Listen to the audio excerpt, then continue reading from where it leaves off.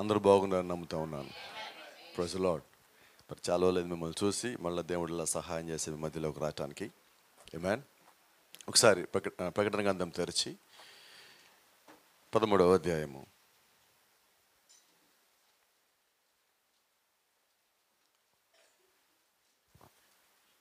8వ వచనం.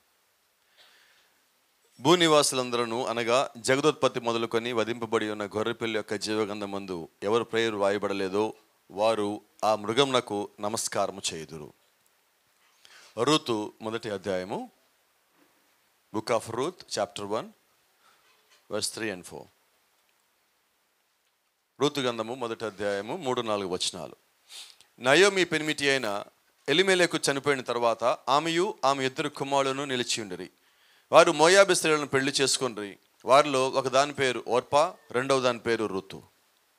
ప్రార్థించుకుందాం.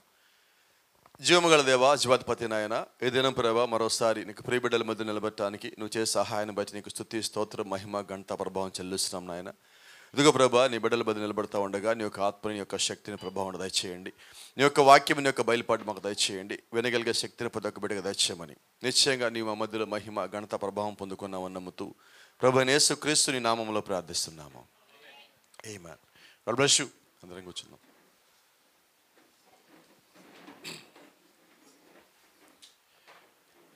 Praise the Lord. కొంచెం కొత్తగా ఉంది, మళ్ళీ నాకు ఇక్కడ నిలబడతాను.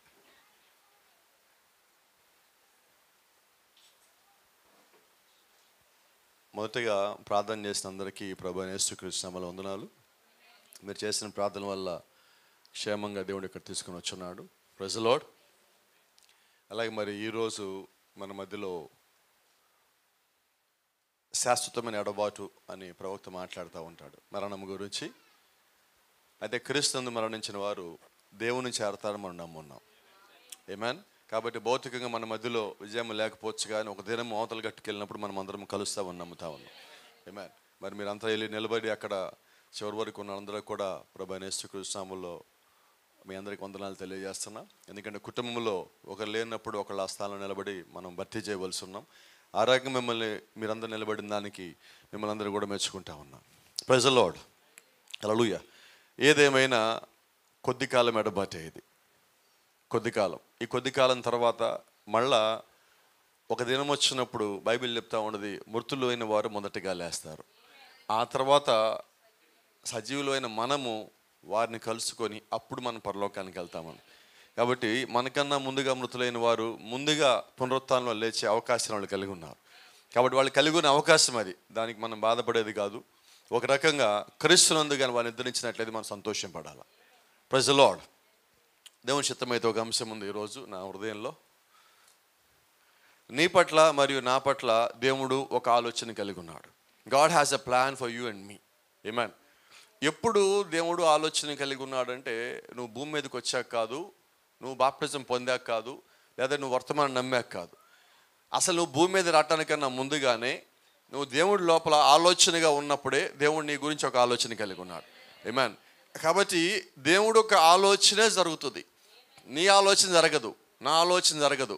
ఆయన ప్లాన్ ప్రకారం ఆయన ఎప్పుడు వెళ్తూ ఉంటాడు. ఆ ప్లాన్ అర్థం చేసుకోవటమే మనకున్న ఒకే ఒక ప్లాన్. సో ఈరోజు మనం ఏం చేస్తామంటే, నేను ఇది అనుకున్నాను జరగలేదు, అది అనుకున్నాను జరగలేదు, ఇలా చేద్దాం జరగల, అలా చేద్దాం జరగల. ఇవన్నీ నీ ఆలోచనలు.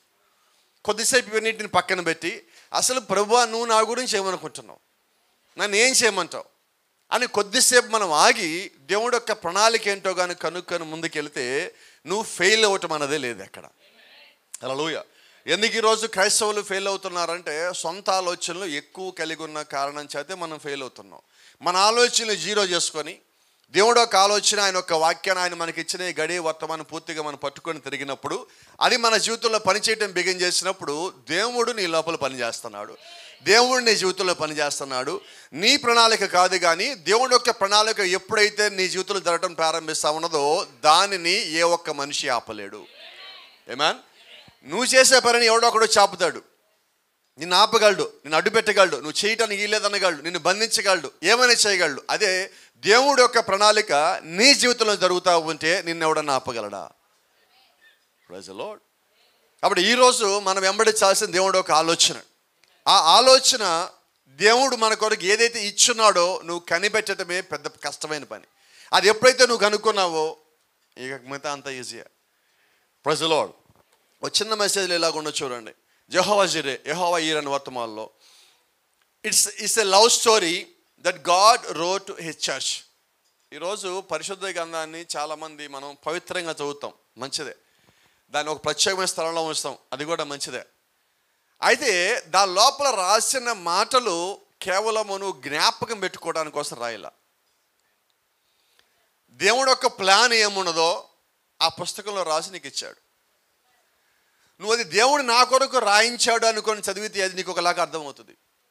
అమ్మో ఇది పవిత్రమైన గ్రంథము, నేను పవిత్రంగానే చదవాలని కాసేపు చదివి అమ్మాయి ఈరోజు నేను బైబిల్ చదివాను పక్కన పెట్టేసావు అనుకో, అది అలాగే ఉంటుంది. ఇది దేవుడు నన్ను విమోచించి నా కొరకు రక్తంతో రాసిన లేఖ. కాబట్టి ఈ లేఖ ఇది దేవుడు నేరుగా నాకు రాసిన ఒక ప్రేమ లేఖ అని నీకు అర్థమైనప్పుడు నువ్వు చదువుతూ ఉంటే దాని లోపల నీకు దేవుడు యొక్క ప్రేమ ఒక్కటే కనిపిస్తుంది. Praise the lord. అంటే ఇప్పుడు నేను అడుగుతున్న ఉద్దేశం ఏంటంటే, ఈరోజు నువ్వు బైబిల్ చదివేటప్పుడు అది నీకేమనిపిస్తున్నది? పాస్టర్ గారు చెప్పారు చదవాలా, లేకపోతే ఈరోజు నాకు బైబిల్ చదవకపోతే ఏమీ తోచదు, అందుకే నేను బైబిల్ చదువుతున్నా. కాసేపు ఖాళీగా ఉన్నా కదా బైబిల్ చదువుతూ ఉన్నా. నేను ఉపవాసం ఉన్నాను కాబట్టి ఈరోజు బైబిల్ చదవాలా, లేదా ఈరోజు నేను చర్చికి పోలేదు కాబట్టి నేను బైబిల్ చదవాలా అనుకొని ఒక మొక్కుబడిలాగా చేస్తా ఉన్నంతకాలం బైబిల్ నీకు అర్థం కాదు. అది మొక్కుబడి కాదు, డైలీ ఒక కార్యక్రమం కాదు. ఉదయం పూట లేవగానే బ్రష్ మనం ఎలా చేస్తామో కంపల్సరీ నేను అలాగే ఒకసారి బైబిల్ చదవాలి అనేలాగా నువ్వు దాన్ని ఒక కార్యక్రమం చేయొద్దు. అది నీ జీవము, నీ జీవితము, నీ యొక్క జీవితం యొక్క ముగింపు కూడా దేవుడు దాని లోపల పెట్టున్నాడు. అదే కాదు, నువ్వు గమనించాల్సిన ముఖ్యమైన సంగతి, నువ్వు మరణించినా కూడా నిన్ను తిరిగి లేపగలిగే శక్తిని దేవుడు ఆ యొక్క జీవ గ్రంథమందు పెట్టి ఉన్నాడు. ఆ గ్రంథము చదవటం కాదండి, ఆ గ్రంథములో నీ స్థానము తెలుసుకోవటం ప్రాముఖ్యమై ఉన్నది. You need to know your position in the Bible. నీ యొక్క స్థానము ఆ యొక్క వాక్యంలో ఎక్కడుందో నువ్వు తెలుసుకొని ఉండాలి. ఈరోజు నేను బైబిల్ చదివాను, వర్తమానం విన్నాను, ఈ రెండు మాటలు చాలా వింటున్నాం. అయితే ఒకే ఒక ప్రశ్న అడుగుతున్నా, నీ స్థానము నువ్వు తెలుసుకున్నావా? when you know your position in the Bible or in the Christ, నువ్వు క్రీస్తులో కానీ వాక్యంలో కానీ యొక్క స్థానం నువ్వు ఎప్పుడైతే తెలుసుకున్నావో అప్పుడు అప్పటి నుంచి నీ జీవితం పూర్తిగా మారుతుంది. అప్పటిదాకా అది నీకు కేవలం బైబిలే, ఆ తర్వాత నీకు అది ఆయుధంగా మారుతుంది. నువ్వు దేవుడిని నమ్మటానికన్నా ముందు చేసే ప్రార్థన వేరు. దేవుడు నీ జీవితంలో ఉన్నాడని, నీ ప్రార్థన వింటున్నాడని, నిన్ను గమనిస్తున్నాడని, నీ ఆలోచన ఎరిగి ఉన్నాడని నమ్మకం కలిగిన తర్వాత నువ్వు ప్రార్థించేది వేరు. ఎందుకంటే నువ్వు ఎప్పుడైతే దేవుడిని ఎరుగున్నావో, దేవుడు నీ జీవితంలో పనిచేయడం ప్రారంభించున్నాడో, నువ్వు ప్రార్థన చేస్తుంటే ఆ ప్రార్థన నీది కాదు, నీలో నుంచి దేవుడు యొక్క ఆత్మే దేవుడికి మొరపెడతా ఉన్నది. దాని ఒక అర్థం ఏంటంటే నీ ప్రార్థనలో శక్తి పెరిగింది. ఎందుకంటే ఇప్పుడు అది నీ ఆత్మ కాదు, పరిశుద్ధాత్మే నీలోంచి ప్రార్థిస్తున్నాడు. ఆయన నీ తరపు నుంచి నీలోంచి మూలుగుతూ ఉన్నాడు. కాబట్టి ఇప్పుడు నీవు ఇంత ముందు కన్నా కానీ ఎక్కువ శక్తిని కలిగి ఉన్నావు. ఏంటి కారణం అంటే నీ స్థానం ఏంటో నువ్వు తెలుసుకున్నావు. ఏమన్ ఇలా మాట్లాడుకుందాం. ఒక తండ్రి కుమారుడు ఇంట్లో ఉన్నాడు. కుమారుడు వయసు పెరిగింది, వయసు వచ్చింది, జ్ఞానం వచ్చింది. తండ్రి తన ఆస్తిని ఇచ్చాడు. అంతకుముందు వరకు కూడా కుమారుడి తండ్రి యొక్క ఆస్తి. కానీ ఎప్పుడైతే ఆస్తిని పొందుకున్నాడో ఇతని బలం ఇంకా పెరిగినది. ఎప్పుడు తండ్రి ఆస్తి ఇచ్చాడు? కుమారుడు ఎదిగాడని, జ్ఞానం వచ్చిందని, అతనికి ఒక వయసు వచ్చిందని, ఇక కుమారుడికి ఇవ్వచ్చని తండ్రి ఎప్పుడైతే నమ్మాడో అప్పుడు ఇచ్చాడు. ఇప్పుడు కుమారుడి మీద తండ్రి నమ్మకం కలిగి ఉన్నాడు. నిజమేనా? నమ్మకానికి రుజువు ఏంటంటే అతను ఇచ్చిన ఆస్తి. ఈరోజు నీ మీద ప్రభువైన యేసుక్రీస్తు నమ్మకం కలిగి ఉన్నాడు. ఏంటి దానికి రుజువు అంటే నీకు ఇచ్చిన హక్కు పత్రం, నీకు ఇచ్చిన విమోచన ఆ పత్రం. దానిలో ఏమి ఉండదంటే నీవు విమోచించబడి ఉన్నావు, ఇక్కడి నుంచి నీవు స్వతంత్రుడవు. అది ఎలా నీకు తెలిసింది? బైబిల్ వల్ల, వాక్యం వల్ల, దేవుడు ఇచ్చిన ప్రత్యక్షత వల్ల, ఆయన ఇచ్చిన జ్ఞానం వల్ల, ఆయన మనకు వదిలిపెట్టిన పరిశుద్ధాత్మ వల్ల. నువ్వు దాన్ని ఎప్పుడైతే పొందుకున్నావో నీ జీవితము అక్కడి నుంచి ఒక హక్కు పత్రము కలిగి ఉన్నానని జీవిస్తావు. ఆమేన్. ఇంతకుముందు వరకు పాపాలు చేసి, తప్పులు చేసి దేవుడి దగ్గరికి వచ్చి మనం మొరపెడుతుంటాం. కానీ ఎప్పుడైతే నువ్వు హక్కుపత్రం కలిగి ఉన్నావో చేసే పని అంటే తప్పన నువ్వు పాపం దగ్గరికి పోలేవు, నువ్వు పాపము చేయలేవు. ఎందుకంటే నువ్వు ఆల్రెడీ విమోచించబడి ఉన్నావు, నువ్వు ఎరుగున్నావు. అంతకుముందు వరకు ఏంటి? క్రీస్తు రక్తం నా కొరకు ఉంది కాబట్టి నేను తప్పు చేస్తే దేవుడు నన్ను క్షమిస్తాడేమో. కానీ ఈ ఆలోచన హక్కుపత్రం నువ్వు కలిగి ఉన్నావు అంటే నీ స్థానంలోకి నువ్వు వచ్చావని తెలిసిన తర్వాత ఏం మార్పు వచ్చిందంటే నేను పాపం చేయలేను. చేస్తే దేవుడు క్షమిస్తాడు స్థానం దగ్గర నుంచి ఎక్కడికి వచ్చాము ఇప్పుడు? చేయలేవు కూడా. నువ్వు వాక్యము నీ వద్దకు వస్తా ఉన్నప్పుడు నువ్వు వాక్యాన్ని కాక ఇంకా వేరే ఏమీ చూడలేవు. దేవుణ్ణి వద్దకు వచ్చినప్పుడు దేవుణ్ణి తప్ప నువ్వు మరి ఇంకేది చూడలేవు. ఈ గడియ వర్తమానం దేవుడి నుంచి దగ్గరికి వచ్చిందని తెలిసిన తర్వాత నువ్వు అది కాక ఇంకా వేరేదైనా చూడగలవా? నేనైతే చూడలేను. ఎందుకని చూడలేమంటే దేవుడే పరిపూర్ణుడై ఉన్నప్పుడు, ఆయనే పరిపూర్ణమైన వాక్యం మన దగ్గరికి వచ్చినప్పుడు నువ్వు దాన్ని దాటి ఇంకేం చూడగలవు? Praise the lord. ఎప్పుడు నీకు అర్థమవుతుంది? దేవుడు ఒక ఆలోచన నీకు అర్థమైనా. ఏంటి దేవుడు ఒక ఆలోచన అంటే దేవుడు నీ కొరకు రాసి ఉన్న ప్రేమ లేఖలో సారాంశం నీకు తెలియాలి. అది బట్టి మనకు తెలియదండి. నేను ఎప్పుడు చెప్తా ఉంటా, మనందరికి బాగా తెలుసు 7వ ఎక్కం 7 ఏళ్ళు ఎంత? 1 నుంచి రావాలిగా ఫస్ట్. ఏంటి సమస్య? బట్టి. ఇది బట్టి పడితే అవ్వదండి. నేను అంటున్నాను అది దేవుడు యొక్క ప్రణాళిక అయి ఉన్నది. ప్రణాళిక బట్టి బట్ట వల్ల ప్రయోజనం ఏమీ లేదు నీకు. మహా అయితే నీకు గుర్తుంటుందేమో, కానీ దాని నీ స్థానం నీకు ఎప్పటికీ తెలియదు. అది ఎప్పుడు నీకు అర్థమవుతుందంటే ఇది నా కొరకే దేవుడు రాసి ఇచ్చాడు అని తెలిసినప్పుడు. Praise the Lord. See, educated and smart can never understand it. You have to be in love with God to understand it. నీకు దేవుని యొక్క పరిశుద్ధ గ్రంథం అర్థం అవ్వాలంటే నువ్వు చదువుకోవటం వల్ల నీకు బైబిల్ అర్థం కాదండి. నీకున్న జ్ఞానం వల్ల నీకు బైబిల్ అర్థం కాదండి. బైబిల్ ఎప్పుడు అర్థమవుతుందంటే నువ్వు దేవుని యొక్క వాక్యంలో ప్రేమలో పడ్డప్పుడు నీకు అర్థమవుతుంది. హల్లెలూయా. గమనించండి, కొన్నిసార్లు మనం కొన్ని వివాహాలు చూస్తూ ఉన్నాం. పెళ్లి చేసుకున్న కొద్ది కాలానికి గొడవబడి విడిపోయినా చూస్తున్నాం. ఏంటి కారణం? అర్థం కాలే ఒకరికొకళ్ళు. అసలు అర్థమైతే గొడవ ఎందుకు వస్తుంది? అవునా? మరి సమస్య ఏంటి ఇప్పుడు? దేవుని యొక్క వాక్యంగా నీకు అర్థమైతే ఆ వాక్యం ఎప్పుడు నువ్వు తప్పు వైపు నడిపించదు. ఆ వాక్యం అర్థమైతే నీవు తప్పులో నడవలేవు. అర్థమవుతుందా? ఎందుకని దేవుడు భార్యని భర్తను జతపరిచిన తర్వాత ఒక మాట అన్నాడు, ఇక మీరిద్దరు కాదు కానీ ఒక్కటై ఉన్నారు. అంటే ఆలోచన ఎలాగ ఉండాలా? శరీరాలు 2 కానీ ఆలోచన ఒక్కటై ఉండాలా. దేవుడు జతపరిచాడు కాబట్టి ఏ మనుషుడు వేరు చేయకూడదు, విడదీయకూడదు. అంటే ఇప్పుడు దేవుడు యొక్క ఉద్దేశం ఏంటంటే కలిసి ఉండాలని. వాస్తవంగా అది దేవుడు భూమి మీద ఉన్న మనుషుల గురించి రాయలా, ఆయన వాక్యం గురించి, నీ గురించి, నా గురించి రాశాడు. ఆ వాక్యం నీకు అర్థమైతే క్రీస్తు నీవు ఒక్కటై ఉంటారు, వాక్యము నీవు ఒక్కటై ఉంటారు. ఆ వాక్యము ఆలోచన, నీ ఆలోచన ఒకటై ఉంటుంది. అది ఎప్పుడైతే నీకు అర్థమైనదో నువ్వు వాక్యానికి వ్యతిరేకంగా పోవు. ఈరోజు మనం కొన్నిసార్లు చూస్తున్నాం, భర్తకు వ్యతిరేకంగా భార్య, భార్యకు వ్యతిరేకంగా భర్త పోతూ ఉంటారు. ఆయన అంతేనండి, ఆమె అంతేనండి. మరి ఒకవేళ దేవుడు మన గురించి అలాగంటే ఇక అంతే సంగతి. ఇంకా మన దేవుడు కలిపింది దేనికి? ఒకటిగా ఉండమని.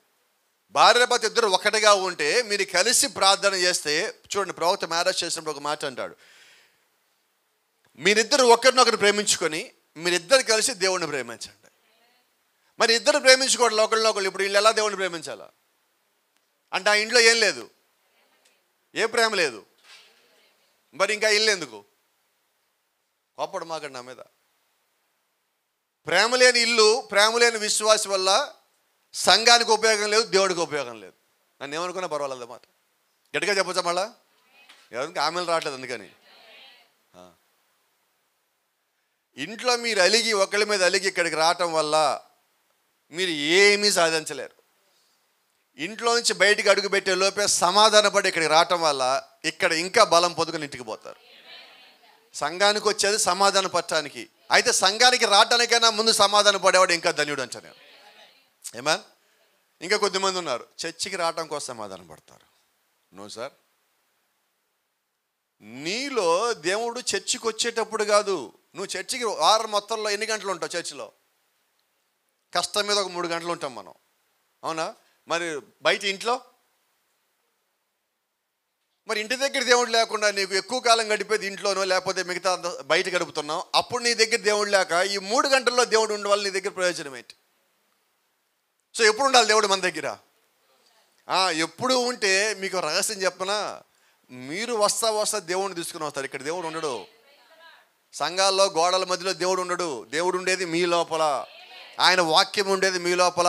ఆయన ఆత్మ ఉండేది మీ లోపల. ఆయన సంఘం ఎక్కడుందో ఆయన ఒక ఆత్మ అక్కడ ఉంటుంది. ఒకసారి సంఘం మేడగదిలో ఉంటే ఆయన మేడగదిలోకి వచ్చేసాడు. ఒకసారి కొన్నేళ్ళ ఇంటి బయట కూడికి పెట్టుకుంటే గృహకుడిలోకి దేవుడు వచ్చేస్తున్నాడు. అంటే దేవుడు ఆయన ఒక విశ్వాసులు ఎక్కడున్నారో అక్కడికి వస్తూ ఉంటారు. Praise the Lord.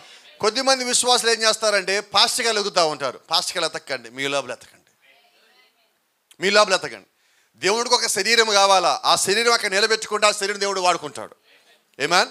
కాబట్టి దేవుడికి కావాల్సిన శరీరము, దేవుడికి కావాల్సిన యొక్క ఆత్మ. అయితే నీ యొక్క ఆత్మ దేవుడు ఒక ఆత్మతో కలిసినప్పుడు అప్పుడు దేవుడు పని చేయగలడు.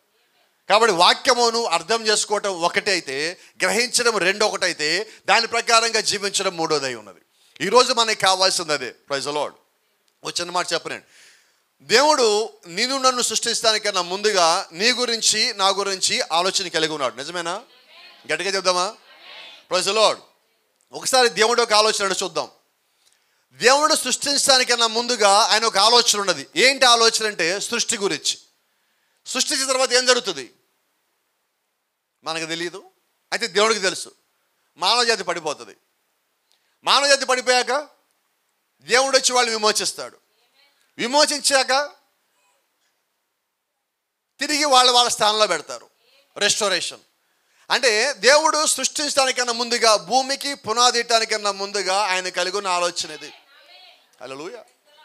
అంటే సృష్టి కన్నా ముందే దేవుడు ఇక్కడి వరకు చూశాడు. నిజమేనా? అంటే నీవు నేను రావటానికన్నా ముందుగానే దేవుడు మన యొక్క ముగింపుని కూడా చూస్తున్నాడు. నిజమేనా? ఇలా మాట్లాడుకుందాం. విజయమ్మ భూమి మీద రావటానికన్నా ముందుగానే దేవుడు చివరి దినం కూడా చూస్తున్నాడా? షూర్. మరి మనం ఏమన్నా ఎక్కువ అంతకన్నా? ఖచ్చితంగా కాదండి. అంటే నీ గురించి నా గురించి దేవుడు నిన్ను ఇక్కడికి పంపించడానికన్నా ముందుగానే ముగింపులో కూడా ఒక ఆలోచన కలిగి ఉన్నాడు. ఆయన ఆలోచన జరుగుతుంది. ఇలా మాట్లాడుకుందాం. ఆదాము ఎన్నడూ బయటికి రాడు ఏదైనా తోటలో నుంచి. అవుతుందా? అవ్వదు. అవ్వ పడిపోదు. అవుతుందా? ఎందుకని? గమనించండి. దేవుడు ఆదాము సృష్టించేసరికి ఇక్కడి వరకు రాసేసుకున్నాడు మైండ్లో. అయిపోయిందా? ఇప్పుడు ఇది జరగాలి. అక్కడ సృష్టి అయినది. ఇప్పుడు ఏం జరగాలి? ఈ మధ్యలో రెండు కూడా జరగాలి. నీకు నచ్చకపోయినా జరగాలి అయ్యి. అలాగే నీ జీవితంలో నా జీవితంలో కొన్ని నచ్చని సంఘటనలు కూడా ఉన్నాయి. అవి జరుగుతాయి. ఏంటంటే అవి దేవుడి ప్లాన్. అవునా? అనారోగ్యం దేవుడి ప్లానే. ఇబ్బంది అది కూడా దేవుడి ప్లానే. అపవాది క్రియలు కూడా ఉన్నాయి దాంట్లో. అయితే దేవుడు ఒక ప్లాన్ కూడా ఉన్నది. దేవుడి ప్లాన్ ఏంటి? అపవాది నీ మీద శోధించినప్పుడు వాడు విజయం పొందుకున్నట్టుగానే ఉండాలి. అయితే చివరిలో దేవుడు వచ్చి పైకి లేపాలి. వాడి ప్లాన్ ఏంటి? ఒత్తిడి గురి చేశాడు, పడిపోయేలా చేశా, ఇబ్బంది పెట్టా, శోధన గురి చేశా, బాధ గురి చేశా, వ్యాధి గురి చేశా, అప్పుల బాధ చేశా, నిందలేసా, అన్నీ చేశా. దేవుడు అంటాడు వాడు అన్నీ చేయని, అయితే నీ జీవితంలో చివరి మాట నేను మాట్లాడతానంట. వాడు ఎంత ఒత్తిడి పెడతాడు పెట్టని, అయితే వాడు పెట్టే ప్రతిదానికి తట్టుకునే శక్తి నేను నీకు ఇస్తా. విశ్వాస రూపంలో ఇచ్చా, వాక్య రూపంలో ఇచ్చా, వర్తమాన రూపంలో ఇచ్చా, ప్రార్థన రూపంలో ఇచ్చా, నా ఆత్మ రూపంలో నీకు ఇచ్చా. నువ్వు వాటిని పొందుకున్నప్పుడు, నీ స్థానం నువ్వు తెలుసుకున్నప్పుడు, వాడు పెట్టే ఒత్తిడి శాశ్వతం కాదని నువ్వు గుర్తించే ఒక దినం వస్తుంది. ఆ దినమున నేను పైకి లేపేవాడిగా ఉంటాను. Praise the lord. అపవాదికి ఒక ప్లాన్ ఉన్నది, దేవుడికి ఒక ప్లాన్ ఉన్నది, నీకు ఒక ప్లాన్ ఉన్నది. నిజమేనా? ఇప్పుడు మనం ఏ ప్లాన్ ఫాలో అవుతున్నాం? ఏ ప్లాన్? షూర్గా ఒక మాట చెప్తా, దేవుడి ప్లాన్ అనకండి. దేవుడు ప్లాన్ కూడా ఫాలో అవుతాం మనం.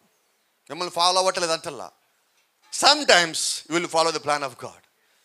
కొన్నిసార్లు మనం దేవుడి ప్లాన్ వెంబడిస్తాం, కొన్నిసార్లు అపవాది ప్లాన్ కూడా వెంబడిస్తాం, ఎక్కువ సార్లు మన ప్లాన్ ప్రకారం పోతాం. కొన్నిసార్లు దేవుడి ప్లాను, కొన్నిసార్లు అపవాది ప్లాను, ఎక్కువసార్లు మన ప్లాను. ఎందుకు మనం ఫెయిల్ అయ్యాం? ఎక్కువ ప్లాన్లు మనయ్యే కదా. మనం ఆలోచించేస్తాం. మన దగ్గర చేతిలో పేపర్ పెన్ను ఉండకపోవచ్చు కానీ మైండ్లో మాత్రం పేపర్ పెన్ను పుస్తకాలు ఎక్కువ ఉంటాయి. అవునా? ఏది చూస్తే వెంబడి లోపల రాసేస్తాం, లోపల మైండ్ లోపల ఇది ఇది ఇది ఇది లెక్కలేసేస్తూ ఉంటాం. అవునా? అది జరగదు. అప్పుడేం చేస్తాం? ఆ పేపర్ చింపేస్తాం, పక్కన పడేస్తాం, ఇది వేస్ట్ ఇది. అయితే ఏమంటారు, దేవుడి కంటే ఒక ప్లాన్ ఉంది కదా. జ్ఞాపకం పెట్టుకోండి, ఒకదాన్ని పొందుకోవాలంటే ముందు దేవుడి దగ్గరికి రండి. ఎలాగ అడుగుతారు చూడండి, ప్రభువా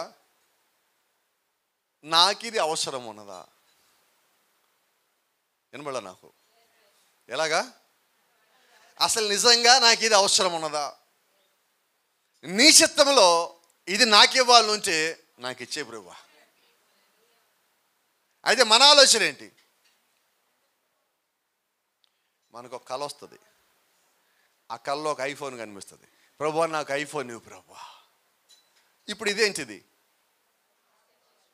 ఇది దేవుడి ప్లాన్ కానే కాదండి. ఇదేంటిది? వినపడలేదు, గట్టిగా చెప్పండి అమ్మ. ఏదో ఒకటి, చాలా దూరం నుంచి వచ్చాను నేను, చెవులంగా ఇంకా విమానం మోత వస్తుంది, గట్టిగా చెప్పండి. ఇది ఆశ అండి, ఇది కోరిక. మీకు జ్ఞాపకం చేస్తున్నా, నా దేవుడు కోరికలు తెచ్చే దేవుడు కాదు, అవసరాలు తెచ్చే దేవుడు. నువ్వు కోరికలు కోరమాక. కోరికలు కోర ఇంకొక ఉంది, తెనాల దగ్గర ఉంటుంది, దాని పేరు గొంతెమ్మ. విన్నారా మీరు ఆమె పేరు? గొంతెమ్మ దేవతను ఒక ఆమె ఉంటుంది. ఆమె ఎందుకు పెట్టారు ఆ పేరు? కోరికలన్నీ గొంతెమ్మ కోరికలు. కోరికలు అయిపోతాయా? అయిపోండి, కానీ అవసరాలు అయిపోతాయి. అవునా? ఇంట్లో ఈ నెల బియ్యం లేవు, కోరిక అవసరమా? తీరుతుంది. కోరిక డైలీ బిర్యానీ తినాలా, తీరుతుందా? తీరదు. అయినా మనం అడగకుండా ఉంటామా? బియ్యం రానంత వరకు బియ్యం రావాలి ప్రభు అంటాం, అద్దె కట్టేంత వరకు అద్దె కట్టాలి ప్రభు అంటాం. అద్దె కట్టాక బియ్యం వచ్చాక ఇంకా దాంతో ఏం వెరైటీలు చేయాలంటాం. ఇవి కోరికలండి. నీకు తెలియాలండి, నా కోరిక ఏదో అవసరం ఏదో. అవసరాల కొరకే దేవుడు నీకున్నాడు. నీకు రహస్యము, అవసరం నువ్వు కలిగి ఉన్నప్పుడు నువ్వు అడగకపోయినా దేవుడు నీకు ఇస్తాడు. ఎలాగంటారా పాస్టర్ గారు, ఎట్లా తెలుస్తుంది దేవుడికి అంటారా? అక్కడే నిన్ను చూస్తున్నాడు, ఇక్కడ వరకు నిన్ను చూస్తున్నాడు. కాబట్టి నీకు అవసరం రావటానికన్నా ముందు దేవుడు నిన్ను చూస్తున్నాడు. నీ అవసరం వచ్చేటప్పుడు దేవుడు చూస్తున్నాడు. నువ్వు అవసరంలో ఉన్నప్పుడు దేవుడు చూస్తున్నాడు. నీ అవసరం తీరాక కూడా దేవుడు నిన్ను చూస్తున్నాడు. హల్లెలూయా, దేవుని నామానికి మహిమ. అంటే ఇలా మాట్లాడుకుందాం. జగత్ పునాది కన్నా ముందుగానే దేవుడు ఆదాము అవ్వను చూస్తున్నాడు. జగత్ పునాది అప్పుడు దేవుడు ఆదాము అవ్వను చూస్తున్నాడు. దేవుడు ఆదాము అవ్వను సృష్టించినప్పుడు ఆదాము అవ్వను చూస్తున్నాడు. దేవుడు ఆదాము అవ్వ పడిపోవడం కూడా చూస్తున్నాడు. హల్లెలూయా. సో దేవుడు ఏది మిస్ కాలేదు. అది ఇక్కడ గమనించాల్సింది, దేవుడు ఒక ప్లాన్ కలిగి ఉన్నాడు అని నమ్ముతున్నాం. దేవుడు ఎలా ప్లాన్ కలిగి ఉన్నాడు? ఇందా మనం చదివాం ప్రకటన గ్రంథం 13వ అధ్యాయంలో. జగత్ పునాది వేయబడటానికన్నా ముందుగానే దేవుడి దగ్గర ఒక గ్రంథం ఉన్నది. ఆ గ్రంథంలో ఎవరి పేరు రాయబడలేదో వారే మృగమునకు నమస్కారం చేయుదురు. అంటే దేవుడి దగ్గర ఒక పుస్తకం ఉన్నది, ఆ పుస్తకంలో కొన్ని పేర్లు ఉన్నాయి. ఆ పేర్లు కలిగిన వాడు మురగా నమస్కారం చేయుడు. ఆమేన్. అంటే దేవుడి దగ్గర పుస్తకంలో ఉన్న పేర్లు, పుస్తకంలో ఉన్న ఎవరైతే పేర్లు ఉన్నాయో వాళ్ళు మురగా నమస్కారం చేయరు. అంటే ఒక మృగం అనేది వస్తుందని, దానికి నమస్కారం చేస్తారని దేవుడు ఎప్పుడు ఎరుగున్నాడు. ఇంకా లూసిఫర్ బయలుపడలా. లూసిఫర్ బయలుపడటానికైనా ముందుగానే దేవుడు ఒక ఆలోచన కలిగి ఉన్నాడు. వాడు భూమి మీదకి వస్తాడు, వాడి స్థానంలో వాడు వచ్చేస్తాడు, వాడిని పూజించేవాడు, ఆరాధించేవాడు, వెనకాల తిరిగేవాడు, అభిమాన సంఘాలు అన్నీ వస్తాయి అని దేవుడు ముందు ఎరుగున్నాడు. ఇక్కడ దేవుడు ఏం చేస్తాడంటే, అయితే వాడికి కూడా నమస్కారం చెయ్యని కొద్దిమంది పేర్లు దేవుడు కలిగి ఉన్నాడు. Praise the lord. నేను నమ్ముతున్నా ఇక్కడ వాళ్ళు ఉన్నారనుకుంటున్నా కొద్దిమంది. మేము నమస్కారం చేయమండి, ఏ మొగాలకి మేము మొక్కమండి, ఏ విగ్రహాలకి మేము మొక్కమండి అనేవాళ్ళు దేవుడికి కావాలా. ఇది నీ ఇష్టం నా ఇష్టం కాదు, ఇది దేవుడు ముందుగానే పెట్టేస్తున్నాడు. ఇది దేవుడి యొక్క పరిపూర్ణమైన విమోచన ప్రణాళిక. ఆయన ఆది అందే సృష్టించడానికన్నా ముందుగానే ఆయన ఒక గ్రంథం కలిగి ఉన్నాడు. ఆ సృష్టిలో ఏదైతే చేశాడో అవన్నీ ముందుగా ఆయన ఒక ఆలోచనలో ఉన్నాయి. ఆ ఆలోచన ప్రకారమే భూమి మీదకి ఏదైనా తోట వచ్చింది. ఏదైనా తోటలో అక్కడ ఆదాము అవ్వలు మోసగించబడి బయట పంపించబడ్డారు. అయితే ఇదే సమయంలో దేవుడు ఇంకొక ఆలోచన కలిగి ఉన్నాడు. ఏంటంటే వీళ్ళని బయట పంపించినప్పుడే నేను వీళ్ళు మళ్ళీ వెనక్కి తీసుకొని వస్తాను. ఆమేన్. మొదటిది సృష్టి, రెండోది మానవాళి పడిపోవటం, మూడవది రిడెంప్షన్ విమోచన. వీళ్ళు పడిపోకపోతే దేవుడు ఎలా విమోచించాలి? ఇప్పుడు మానవ జాతి పడిపోతేనే దేవుడు వాళ్ళు విమోచించాలి అంటే దేవుడు యొక్క మొదటి ఆలోచనలోనే అంతా జరిగిపోయినది. బైబిల్ చెప్తా ఉన్నది, గొర్రె పిల్లలు ఎప్పుడు వధించబడినది? జగత్ పునాది కన్నా ముందుగానే. మరి జగత్ పునాది కన్నా ముందుగానే అంటే దేవుడు యొక్క సృష్టి ముందుగానే మానవ జాతి పడిపోవటము, వీళ్ళు మళ్ళీ తిరిగి లేవటము దేవుడు ఆలోచన కలిగి ఉన్నాడు కదా. మరి అదే రీతిగా ఈరోజు దేవుడు నీ గురించి ఆలోచన కలిగి లేడా? నువ్వు ఎక్కడ ఉన్నప్పటికీ, ఏ స్థితిలో ఉన్నప్పటికీ దేవుడు ఒక ఆలోచన కలిగి ఉన్నాడు. చూడు ఇక్కడ వర్తమానం, యోబు వర్తమానంలో మాట ఉన్నది, the shadow of the redemption was before them. ఆదామవ్వలు బయటికి వెళ్ళిపోతామంటే వాళ్ళకన్నా ముందేముండదంటే వాళ్ళ విమోచన ఒక నీడ రూపంలో ముందు పోతున్నది. ఎందుకంటే పాత నిబంధనంతా ఛాయ, అది అస్సలు కాదు. వీళ్ళు పాపం చేసి బయటికి పోతున్నప్పుడు విమోచన ఇంకా స్టార్ట్ అవ్వాల. విమోచన స్టార్ట్ కావడానికన్నా ముందుగా వీళ్ళు పాపంలో పడిపోవాలి. పాపంలో పడిపోయి ఇక్కడి నుంచి తోసివేయబడ్డారు. ఆ తర్వాత దేవుడు ఒక విమోచన వాళ్ళని వెతుక్కుంటూ వచ్చింది. మీరు గమనించినట్లయితే ఆదామవ్వలు ఎతకల, అబ్రహాం ఎతకల, మోషే ఎతకల, ఏ ప్రవక్త ఎతకల, దేవుడే వారిని వెతుకున్నాడు. దేవుడే వెతికి వారి దగ్గరికి వచ్చి ఆయన ఎవరో బయలుపరుచుకుంటా ఉన్నాడు. మోషే పారిపోయి 40 ఏళ్ళు ఉంటే దేవుడు ఆ కొండ మీద దగ్గరికి పోయి మోషేకి దేవుడు ఎవరు ఆయన బయలుపరుచుకుంటున్నాడు. ఇదిగో నేను అబ్రహాము దేవుడను, ఇస్సాకు దేవుడను, యాకోబు దేవుడను, నీ పితరుల దేవుడను. దేవుడు యొక్క విమోచన ప్రణాళిక ఇజ్రాయెల్ నిమిత్తం కలిగి ఉంటే ఆ ప్రణాళికను దేవుడు ప్రవక్త అయిన మోషేకి తెలియజేసుకుంటున్నాడు. Praise the lord. దేవుని నామానికి మహిమ కలుగును గాక. See, when Adam and Eve was walking out of the garden of Eden, ఆదామవ్వలు ఏదైనా తోటలోంచి బయటికి వెళ్ళిపోతున్నప్పుడు the shadow of redemption was before them. వారికన్నా ముందుగానే ఉన్నది విమోచన. ఏమన్ అంటే ఇప్పుడు ఈరోజు మనం ఎక్కడున్నామంటే ఆదామవ్వలేమో విమోచించడానికన్నా ముందున్నారు.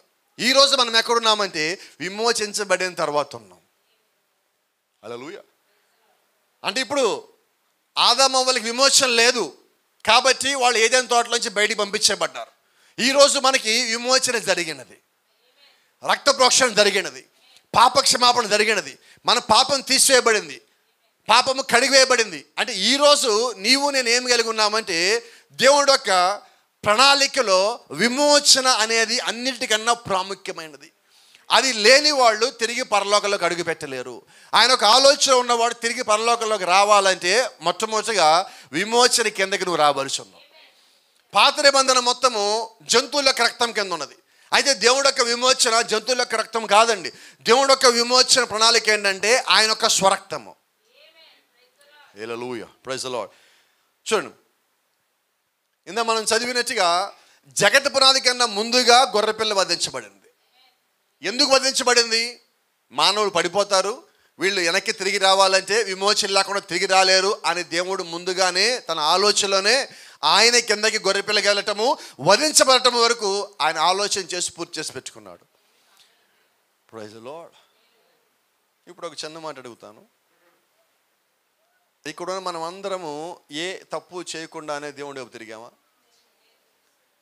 ఏమి చేయకుండానే, మాటలతో కానీ, ఆలోచనతో కానీ, చూపుతో కానీ, చేతలతో కానీ ఏమి చేయకుండా దేవుడి వైపు తిరిగామా? ఎందుకు అవన్నీ చేశామంటే ఈ రక్త మాంసంలో ఉండగా ఈ శరీరము తప్పులు చేయించడానికి ప్రేరేపించబడుతుంది, అబద్ధం చెప్పడానికి ప్రేరేపించబడుతుంది, దాన్ని ఏమంటామంటే మోసం చేయడానికి ప్రేరేపించబడుతుంది. ఇవన్నీ ఈ రక్త మాంసంలో ఈ భూమి మీద ఉండగా ప్రేరేపించబడుతుంది. అయితే దేవుడు ఒక ఆలోచనలో ఉన్నవాడు ఇవి ఎంత ప్రేరేపించబడినప్పటికీ తన స్థానం తెలుసుకోగానే వీటిల్లోంచి బయటకు వచ్చేయాలని కోరుకుంటాడు. ఆమేన్. ఈరోజు మనం ఎక్కడున్నామంటే అవి తెలుసుకొని దాంట్లో నుంచి మనల్ని బయట తీసుకొని వచ్చి క్రీస్తులో మన స్థానంలోకి మనం వచ్చి ఉన్నాం. వర్తమానం అంటే ఏంటంటే క్రీస్తులో నీ స్థానంలోకి నువ్వు రావటం. Placing positional in Christ. క్రీస్తులో నీ స్థానంలోకి నీవు రావటం. ఇది అందరూ రాలేరండి, కొద్ది మంది. ఎవరా కొద్ది మంది అంటే గొర్రెపిల్ల జీవగ్రంథంలో ఎవరైతే ముందుగా రాయబడ్డారో వారు మాత్రమే వారి స్థానానికి రాగలరు. మనం గమనిస్తూ ఉన్నాం వర్తమాన సంఘాల్లోకి వచ్చినప్పుడు ఎందుకని నిలబడలేకపోతున్నారు కొద్దిమంది అంటే కారణము ఇది నేరుగా నీ హృదయాల్ని గద్దించే వర్తమానమై ఉన్నది. ఇది గుండెలు కోసేసే వర్తమానమై ఉన్నది. ఇక్కడికి వచ్చిన దగ్గర నుంచి వెళ్ళేదాకా దేవుడు నిన్ను దీవించును గాక, దీవించును గాక, దీవించును గాక, నేను అలా దీవిస్తాడు, ఇలా దీవిస్తాడు, ఈ చెప్పేది ఉండదు. దేవుడు ఎప్పుడు దీవిస్తాడు, అసలు దేవుడు ఎందుకు దీవెనలు అక్కడ పెట్టాడు, అసలు దేవుడి యొక్క ప్లాన్ ఏంటో నీకు తెలియజేయడమే ఇక్కడ మా ప్లాను. అంతమంది సొంత ప్లాన్లు ఏమీ లేవు. ఇది కష్టంగానే ఉంటుంది, అయినా కూడా ఇది నీకు కావాల్సి ఉన్నది. ఎప్పుడైతే నీ స్థానానికి నువ్వు వచ్చున్నావో నువ్వు ఎన్నడూ వెనక్కి వెళ్ళిపోయేది లేదు, ఎన్నడూ జారిపోయేది లేదు, నువ్వు పడిపోయేది లేదు. జ్ఞాపకం పెట్టుకోండి, దేవుడు యొక్క చిత్తం లోపలికి వచ్చిన తర్వాత నువ్వు పడిపోవటమే లేదు, ఇక నువ్వు జారిపోవటమే లేదు, వెనకడుగు వేయటమే ఉండదు. ఒకసారి ముందుకి ఒకసారి వెనక్కి, ఒకసారి ముందుకి ఒకసారి వెనక్కి ఎందుకు వేస్తున్నావు అంటే మనం ఇంకా మన స్థానంలోకి రాల. క్రీస్తులో నీవు ఉండగా నీ మాటలు స్థిరంగా ఉంటాయి.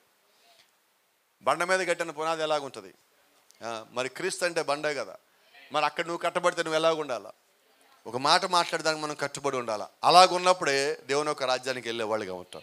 Praise the lord. ఇప్పుడు రెస్టోరేషన్, ఇక మిగిలింది ఏంటంటే రిడెంప్షన్ తర్వాత దేవుడు మిగిలించిన ఒకే ఒక్క పని పునరుద్ధరణ, తిరిగి దాని స్థానానికి పెట్టడం. ఒకసారి చూద్దాం. ఇక్కడ రూతు కథలో మనం చదివినట్టుగా రూతు వాళ్ళ అత్త చెప్తారు, నయమంటుంది, రూతు నా వెంబడి రావద్దనియు నన్ను విడిచిపెట్టమనియు నిన్ను బతిమాలుకున్నాను. రూతు అంటుంది, నన్ను వెంబడించవద్దని, నా వెంబడి రావద్దని నన్ను బతిమాలుకోవద్దు, నీవు వెళ్ళి చోటకే నేను వచ్చేదను, నీవు నివసించే చోటనే నేను నివసించదను, నీ జనమే నా జనము, నీ దేవుడే నా దేవుడు. ఒకసారి చూద్దాం.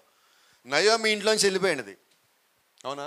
వెళ్ళిపోయేటప్పుడు ఇద్దరు పిల్లలు, భర్త, మొత్తం అందరితో కలిపి అక్కడి నుంచి బయటికి పోయినాం. నలుగురు కలిసి బయటికి పోయారు, నిజమేనా? Praise the lord. కానీ నయోమి తిరిగి ఇచ్చేసరికి ఏమున్నది, భర్త చనిపోయాడు, పిల్లలు చనిపోయారు, కోడళ్ళు ఇద్దరు ఉన్నారు, ముగ్గురు కలిసి వెనక్కి తిరిగి వస్తుంటే ఊరు పొలిమేట దగ్గరికి వచ్చిన తర్వాత నయోమి ఆపంటుంది, అమ్మ నేను ఇప్పుడు మళ్ళీ పెళ్లి చేసుకొని పిల్లల్ని కానీ మీకు ఇచ్చి పెళ్లి చేయలేను, దయచేసి మీ దారి మీరు చూసుకోండి అనగానే వార్పాం దగ్గరికి వచ్చి ముద్దు పెట్టుకుని ఆమె వెళ్ళిపోయినది. రెండవ రూతు ఉన్నది, ఇదిగో నీ తోడికోడలు పోయింది, నువ్వు కూడా పోరాదా అన్నది. ఆమె అంటుంది, నన్ను వెళ్ళిపోమని నువ్వు బతిమలాడద్దు, నీ జనమే నీ దేవుడే నా దేవుడు. ఇప్పుడు కొద్దిగా ఆలోచిద్దాం. నయోమి వెళ్ళిపోయేటప్పుడు దేవుడికి ప్లాన్ ఉందా లేదా నయోమి గురించి? ఎస్సా నోనా? ఇప్పుడు నయోమి వెళ్ళిపోతా అంటే దేవుడు నో అన్నాడా? షూర్, గట్టిగా చెప్పండి. అనలేదు. నయోమి వెళ్ళిపోయినది, నయోమి భర్త చనిపోయాడు, పిల్లలు చనిపోయాడు, కోళ్ళిద్దరే మిగిలారు, వెనక్కి వస్తూ ఉన్నది. ఇప్పుడు నయోమి అన్నది దేవుడు ఆశీర్వదిస్తున్నాడు అని. ఇప్పుడు నయోమి వెనక్కి రావడానికి కారణం ఏంటంటే దేవుడు ఆశీర్వదిస్తున్నాడు అని తెలిసాక మళ్ళీ వెనక్కి వచ్చింది. ఇప్పుడు కానీ వెనక్కి వచ్చేటప్పటికి ఏమున్నది ఆమె దగ్గర? ఏమీ లేదు.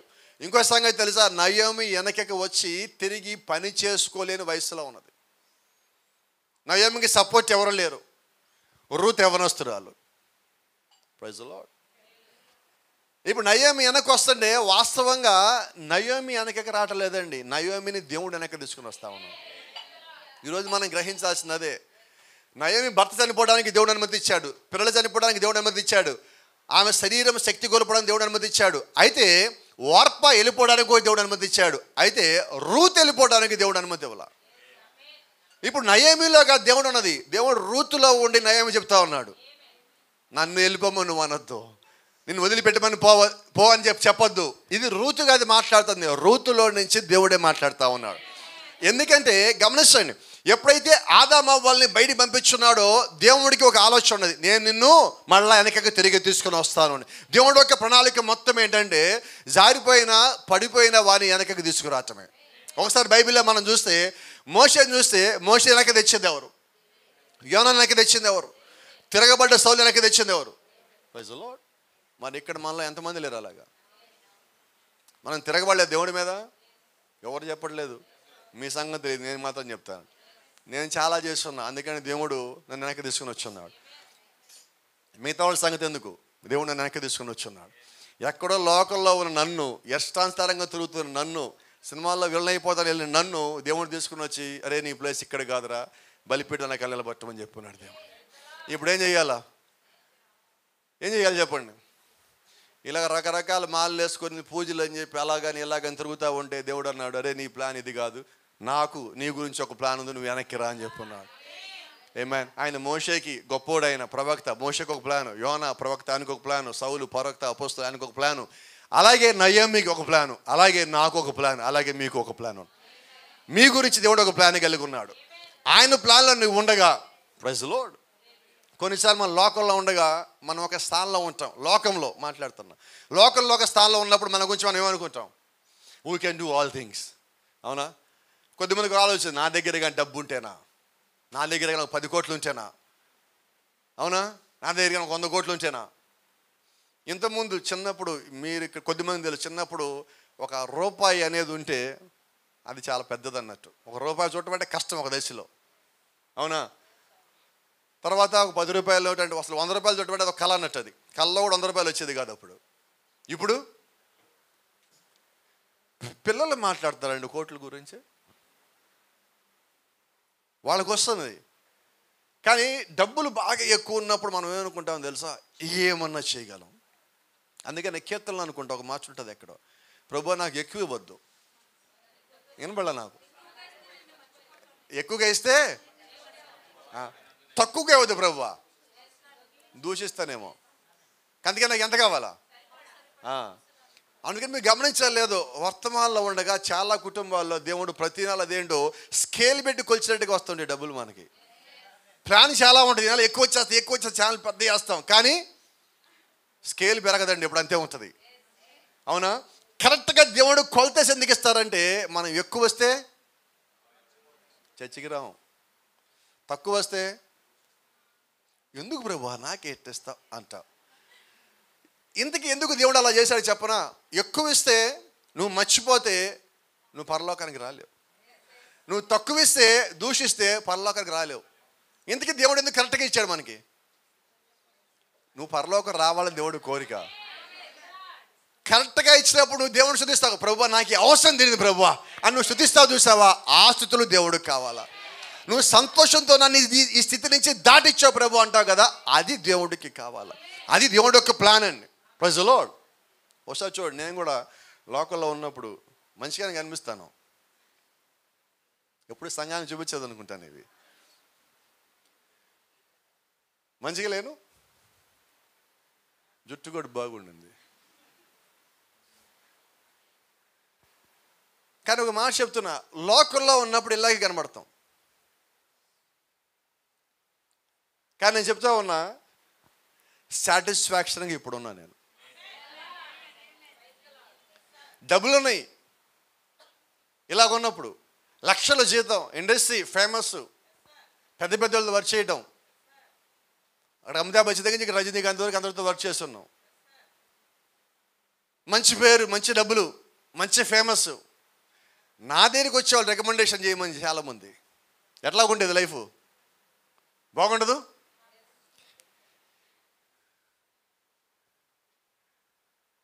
కానీ ఇప్పుడు రికమెండేషన్లు ఏమి లేవండి. Praise the lord.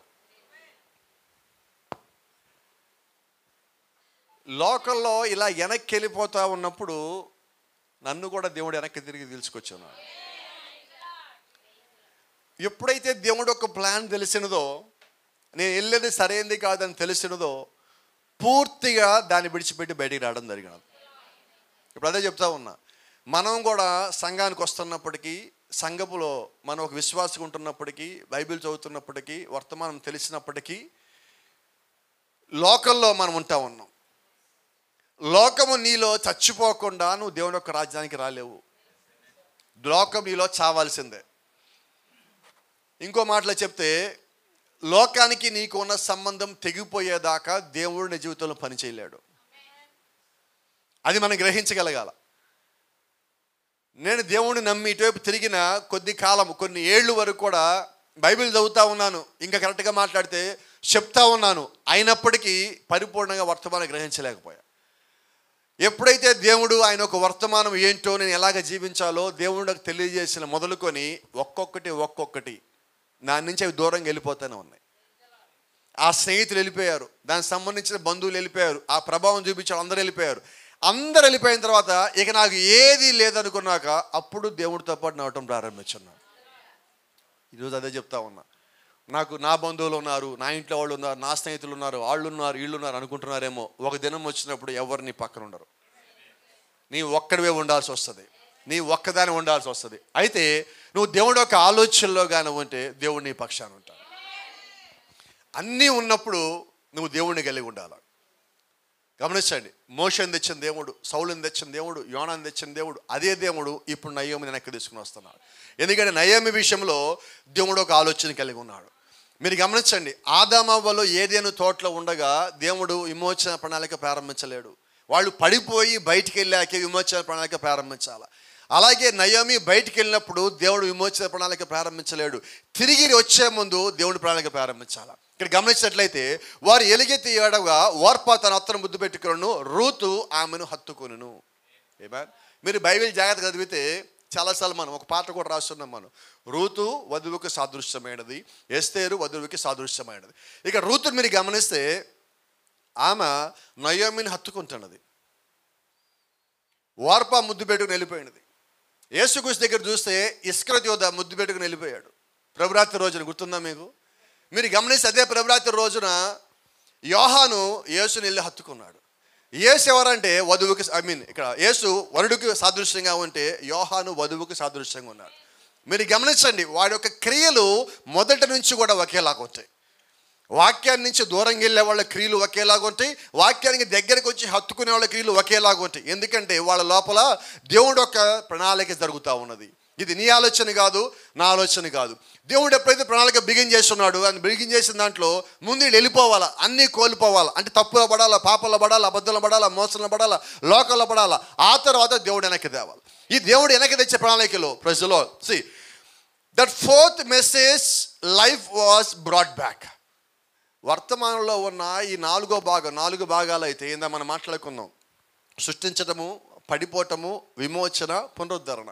ఇప్పుడు మనము మొదటి దాంట్లో లేమండి, ఈ చివరి దాంట్లోకి వచ్చున్నాం. ఈ చివరిది తెచ్చేది ఏంటంటే నీ లోపలికి జీవాన్ని తీసుకొని వస్తుంది. ఈ వర్తమానంలో చివరి భాగం వచ్చి I will restore said the Lord. ప్రభు మనతో చెప్పే మాట ఏంటంటే నిన్ను నేను తిరిగి పునరుద్ధరిస్తాను. అంటే పునరుద్ధరించేవాడు ఎవడు? దేవుడు మాత్రమే. బైబిల్లో ఒక మాట ఉంది, యోవేలు గ్రంథం 2:25లో, God will restore everything the devil has stolen from you. నీ నుంచి అపవాది దొంగిలించిన యావత్తును నేను తిరిగి పునరుద్ధరించదను. అపవాది దొంగిలించిన దాన్ని, నీకు దేవుడు ఇచ్చిన దాన్ని, నీ నుంచి అపవాది తీసివేశాడో దాన్ని మొత్తాన్ని దేవుడే మళ్ళీ తిరిగి ఇచ్చేవాడై ఉన్నాడు. ఎందుకంటే ఆయనకి అసాధ్యమైనది ఏది లేదు. Praise the lord. దేవుని నామానికి మహిమ. ఇక్కడ ఒక చిన్న మాట చెప్పి ముందుకు వెళ్ళిపోతాం. ఆమంటు నీ జనమే నా జనము, నీ దేవుడే నా దేవుడు. Praise the lord. అంటే ఈరోజు ఒకసారి గమనించండి, కొంచెం త్వరగా వెళ్తున్నా, టైం అయిపోతుంది. ఒకసారి గమనిస్తే ఈమె రూతు ఒక వంశావళి గమనించండి, కొద్దిగా ఆశ్చర్యం కలిగిస్తుంది. ఇక్కడ మనకి దేవుడు ఒక ఆలోచన ఎలాగుంటుందని తెలియజేస్తున్నా. అబ్రహాం సంతానంలో వచ్చింది యూదా నుంచి వచ్చిన వాడు పెరజు నుంచి వచ్చిన వాడు బోయాజు. అబ్రహాంతో పాటు బయటకు వచ్చిన వాళ్ళు ఎవరు? లోతు కుమార్తెలు మోయాబులు, రూతు. అంటే ఇప్పుడు రూతు ఎవరు? లోతు వంశంలోంచి వచ్చింది. ఓబేద్ ఎవరు? బోయాజు రూతు కొడుకు. అబ్రహాం దేవుడు పిలిచినప్పుడు గమనించండి, అబ్రహాం ఒక్కడే రావాలా? అబ్రహాంతో దేవుడు పిలిచినప్పుడు నీ జనమును నీ దేశమును విడిచిపెట్టిరా, అందరూ వదిలిపెట్టిరమ్మన్నాడు. అయితే అబ్రహాం వస్తుంటే లోతు నేను కూడా వస్తా అన్నాడు. దేవుడు నో అని చెప్పలా. నయోమి వస్తానన్ను, రూత్ వస్తుంటే దేవుడు నో అని చెప్పలా. ఎందుకంటే అబ్రహాంతో పాటు లోతు వచ్చేటప్పుడు దేవుడు ఒక ఆలోచనలో లోతులో నుంచి రూతు రావాల్సి ఉన్నది. ఏమా ఇలాగ ఆలోచిద్దాం. మరి మనం ఎక్కడి నుంచి వచ్చాము? ఇప్పుడు దేవుడు ఈ అబ్రహాం గురించి ఆలోచించినప్పుడే అబ్రహాంకి శరీర సంబంధమైన కుమారులను ఆలోచించాడు, ఆత్మ సంబంధమైన కుమారులను ఆలోచించాడు. ఈరోజు మనం అబ్రహాం సంతానం ఎలాగయ్యామంటే బైబిల్ అంటుంది విశ్వాసం ద్వారా we became royal seed to Abraham. మనం ఇప్పుడు విశ్వాసం ద్వారా అబ్రహాం యొక్క రాజ సంతానమై ఉన్నాం. అంటే దేవుడు ఈ భూ సంబంధమైన కుమారులు ఇవ్వాలని ఆలోచన కలిగి ఉన్నప్పుడే ఆత్మ సంబంధమైన కుమారులు ఇచ్చే ఆలోచన కలిగి ఉన్నాడు. మీరు కొద్ది జాగ్రత్తగా గమనించండి. బోయాజ్కి రూతుకు పుట్టినవాడు ఓబేదు కొడుకు జెస్సీ కొడుకు దావీదు. అంటే ఇప్పుడు దేవుడు అబ్రహాముని పిలిచినప్పుడే దావీదుని చూశాడు. దేవుడు అబ్రహాంతో పాటు లోతు వస్తున్నప్పుడే దేవుడు దావీదుని చూశాడు. ఎలాగా? కొద్దిగా ఆలోచిద్దాం. మన సంగతి ఏంటి? ఇప్పుడు కొద్దిగా వెనక్కి పోయి ఆలోచిద్దాం. అబ్రహాం కన్నా ముందుకు పోయి ఎక్కడ దాకా అంటే ఏదైనా తోటలో ఆదాము బయటికి వెళ్ళేదాకా. ఆదాము అవ్వలు ఏదైనా తోటలో వచ్చి బయటికి వెళ్తున్నప్పుడు దేవుడు ఎవరి గురించి ఆలోచన చేశాడు? నేను చెప్తాను, నా గురించి. అవ్వ గురించి ఆలోచించినప్పుడు దేవుడు అబ్రహాం గురించి ఆలోచించాడు. అవ్వ గురించి ఆలోచించినప్పుడు దేవుడు దావీదు గురించి ఆలోచించాడు. అవ్వ గురించి ఆలోచించినప్పుడు దేవుడు యేసుక్రీస్తు యొక్క పుట్టుక గురించి ఆలోచించాడు. అవ్వ గురించి దేవుడు ఆలోచించినప్పుడు యేసుక్రీస్తు సిలువ బట్ట గురించి ఆలోచించాడు. మరి యేసుక్రీస్తు సిలువ బట్ట గురించి ఆలోచిస్తే దేవుడు మన గురించి ఆలోచించడా? అంటే దేవుడు ఒక ఆలోచన ఎప్పుడు బీనైంది మన గురించి? అంటే ఇప్పుడు విమోచన ప్రణాళిక ఎక్కడి నుంచి స్టార్ట్ అయినది? జగత్ పునాది కన్నా ముందుగానే. దేవుడు ముందు అన్ని లోపల పెట్టుకొని ఆ తర్వాత పని చేస్తూ ఉన్నాడు. కాబట్టి ఈరోజు నీవు నేను దేవుడు యొక్క ప్లాన్లోంచి బయటికి పోలేము. నువ్వు ఎక్కడికి పోయినా మళ్ళీ అక్కడికి రావాలా. మన బైబిల్లో చూసాం, యోనా పారిపోయాడా, మోషే పారిపోయాడా, కానీ ఎక్కడికి వచ్చారు? వాళ్ళు అనుకున్న చోటికి పోలేదండి. దేవుడు అనుకున్న చోటికి వాళ్ళు మళ్ళీ వెళ్ళారు.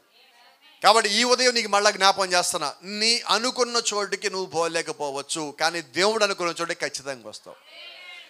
ఎప్పుడు నువ్వు అనుకున్న చోటికి వెళ్తావు అంటే, నువ్వు అనుకున్న చోటు దేవుడు అనుకున్న చోటు ఒకటైతే నువ్వు అక్కడికి పోవాలా. ఆమేన్. ఇప్పుడు చిన్న మాట చెప్తాను. 2018 వరకు నాకు మారిషస్ అన్న ఒక దేశం ఉందని నాకు తెలియదు. 2018 వరకు. ఈ సంవత్సరం జనవరి నెలలో కూడా రోడ్రిగ్స్ అనే ఒక పేరున్న దేశం ఉందో నాకు తెలియదు. అయితే 2018లో ఒక మాట అనుకున్నా, మారిషస్ వెళ్ళాలి. అవకాశం అప్పుడే వచ్చింది. నాకు అక్కడ ఎవరు తెలియదు, ఎలాగెళ్ళాలో. ప్రభా, నాకైతే వెళ్ళాలన్నది ఒకవేళ నీ చిత్తం అయితే వెళ్తా. ఈ 5, 6, 7 సంవత్సరాల్లో అసలు నాకు అది జ్ఞాపకమే లేదు, పోయినది. అకస్మాత్తుగా జనవరి నెలలో నా దగ్గరికి ఇన్విటేషన్ వచ్చింది. జాగ్రత్త చూడండి. అప్పుడు మారిషస్కి వెళ్దాం అనుకుంటే మా దగ్గర కొద్దిగా డబ్బులు ఉన్నాయి. ఇప్పుడు వెళ్దాం అనుకుంటే మా దగ్గర డబ్బులు లేవు. లెటర్ వచ్చేసింది.